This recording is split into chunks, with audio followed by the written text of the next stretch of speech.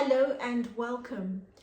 Up until a week ago, I lived in Chelsea in central London. And for my viewers who are not based in the UK, Chelsea is a fairly upmarket part of London. And when we moved in 4 years ago, I was in charge of the move because the rest of my family, they were busy that day. And I spent the bulk of the day at home, receiving deliveries, unpacking and setting all of the furniture up.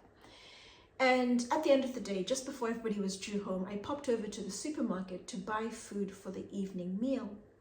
And then on my way back to the new house, I remember a white woman walking in front of me. She was about maybe 40-50 meters ahead of me. And then I remember her crossing over to the same side as the new house. And I thought, oh, I wonder if she is a neighbor.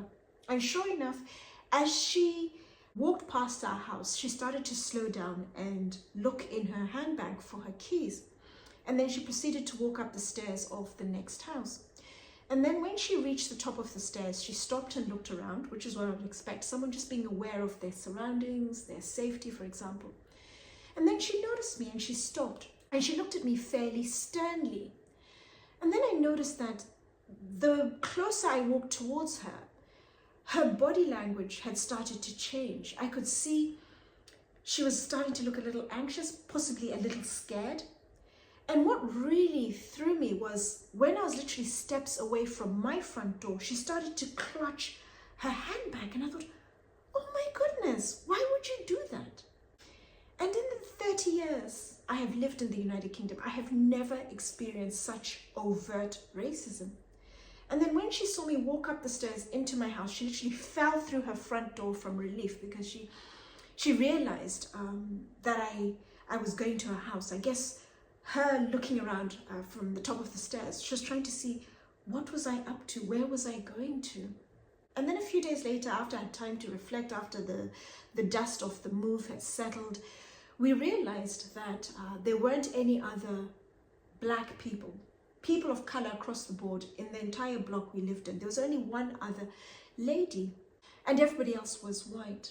And during the course of the 4 years, speaking to other neighbors, a couple were honest enough to say they had never interacted with another Black person up until I moved in. The Black people they came across would typically be either a street cleaner, in a store, out and about, in a service role, for example. But to have somebody in their personal space, someone they had to interact with, someone they on occasion had to sought permission from if they wanted changes to be made on the street. It was a new experience. It was an education for quite a few people. But when it came to my neighbor and I thought about her behavior, I realized she was someone who had an inherent belief that Black people were negative.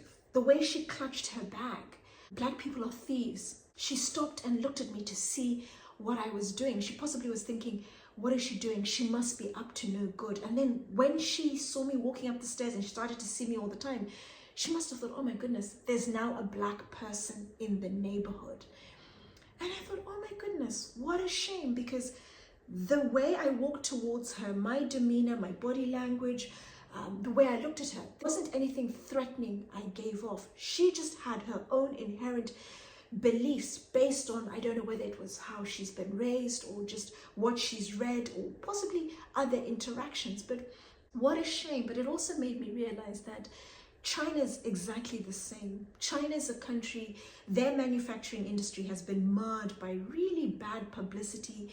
It has a fairly negative stereotype associated with it, that China's known for producing low quality products, and that couldn't be further from the truth. They do produce low quality products, but they also are now producing some fantastic quality products. I'm Anesu Sagonda and I produce educational luxury content for anyone after the finer things, whether you're new to money and wanting to learn how to navigate the terrain, or you're into luxury but you want to focus more on high quality, under the radar brands, or you're young and starting out in life and wanting to reap the benefits of buying better quality from the get-go, then my content is geared towards you.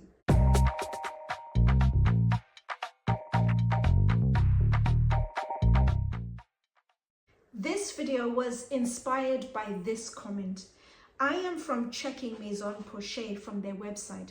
I can't help but notice most of their bags are made from China. Since you have seen them in person, does it matter? My response to my viewer was no, it doesn't matter at all. With China, you need to take each brand on a case-by-case basis. It's not a case of one size fits all when it comes to China. China started its industrialization process about 40 years ago. And it started on shaky ground. There was a lot of early production of low quality products.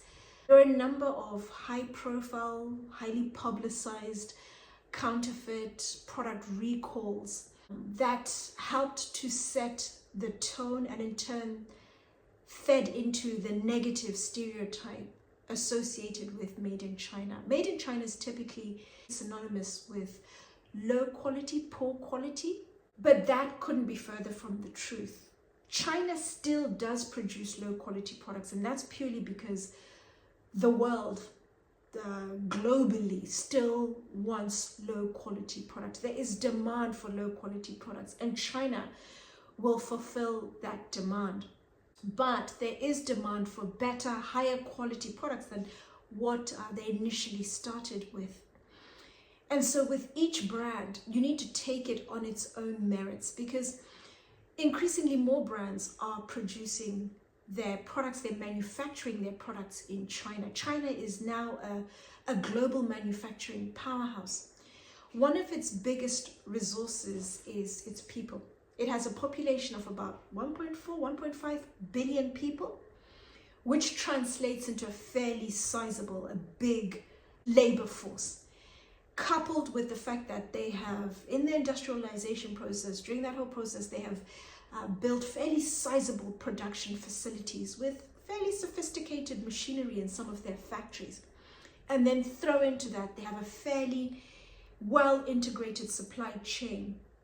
So they have their raw materials, they also have their assembly plants, and they're able to turn things around very quickly. They have fairly low lead times when it comes to products. So they can produce products very quickly, react very quickly to the market, and then they have incredibly efficient logistics in place. So they can ship things out globally fairly quickly. So they have their manufacturing industry firing literally on all cylinders. And so brands are taking advantage of this.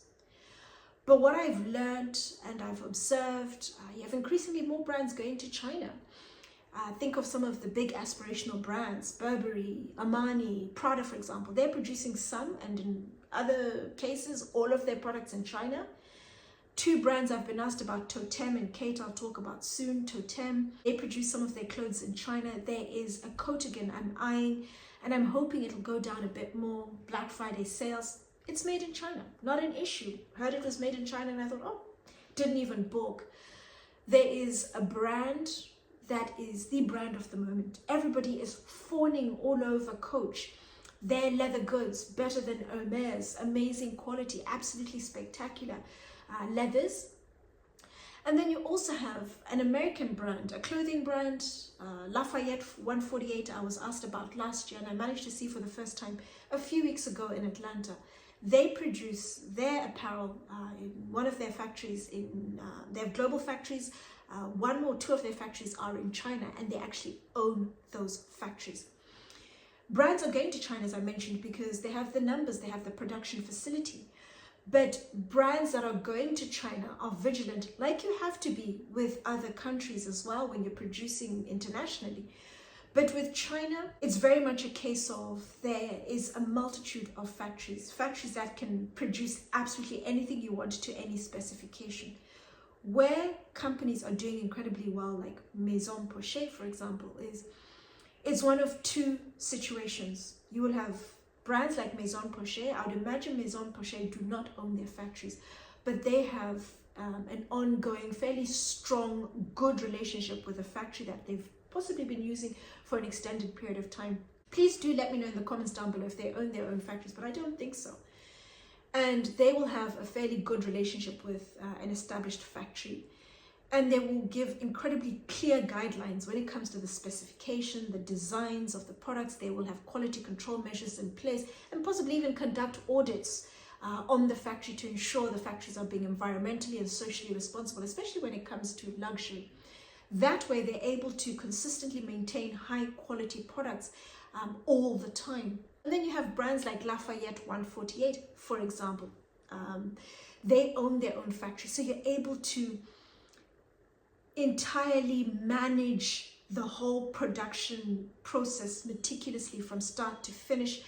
You know the raw materials, the quality control is done, and you're producing at a very high standard consistently and churning out very good quality products and upholding the high quality association of the brand. So brands that are producing in China have good relationships, so they own their own factories and they meticulously monitor the relationship. They have clearly defined guidelines, specifications, so they get exactly what they would like. And so we're seeing increasingly more brands going to China, either working with a factory or owning their own production facilities. So this is something we'll see increasingly more often. If I remember and where I know, I will definitely let you know. But I have found brands sometimes don't want to say they manufacture in China because of the negative association with made in China, but it couldn't be further from the truth. And what's really important, and I can't stress this enough to my viewers, and hence I used the shocking example at the beginning, is that each brand needs to be taken on a case-by-case basis. Yes, China is still producing low quality products because the world still demands, still wants, still has a market for those. But China is also producing incredibly better and higher quality products. And so consumers, my viewers, we shouldn't buy into the outdated and negative stereotype associated with China, because China is doing absolutely amazing things. It is now a manufacturing powerhouse, and it's done its time. It deserves its credit. But of course, due diligence needs to be done before you go into China. If any of my viewers have any experience with factories, working with factories in China, I would love to hear in the comments down below. Do let me know.